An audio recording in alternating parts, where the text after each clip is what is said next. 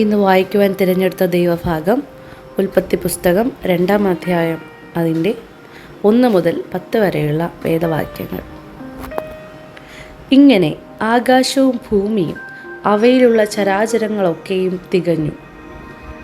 താൻ ചെയ്ത പ്രവൃത്തിയൊക്കെയും ദൈവം തീർത്ത ശേഷം താൻ ചെയ്ത സകല പ്രവൃത്തിയിൽ നിന്നും 7-ാം ദിവസം നിവൃത്തനായി.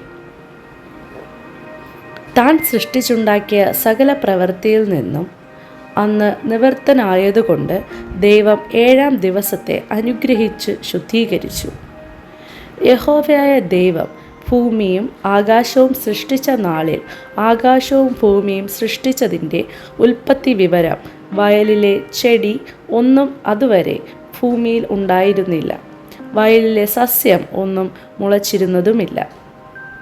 യഹോവയായ ദൈവം ഭൂമിയിൽ മഴ പെയ്ച്ചിരുന്നില്ല, നിലത്തു വേല ചെയ്യുവാൻ മനുഷ്യനും ഉണ്ടായിരുന്നില്ല. ഭൂമിയിൽ നിന്ന് മഞ്ഞു പൊങ്ങി നിലമൊക്കെയും നനച്ചു വന്നു.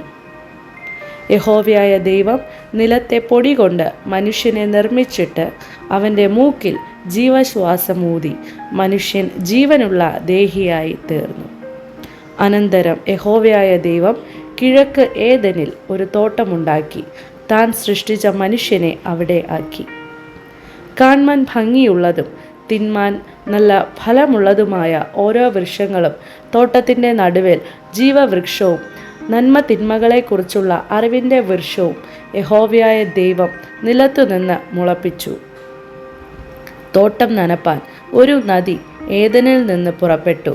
അത് അവിടെ നിന്ന് 4 ശാഖയായി പിരിഞ്ഞു. ഈ വചനങ്ങളാൽ ദൈവം നമ്മേവരെയും അനുഗ്രഹിക്കട്ടെ. ആമേൻ.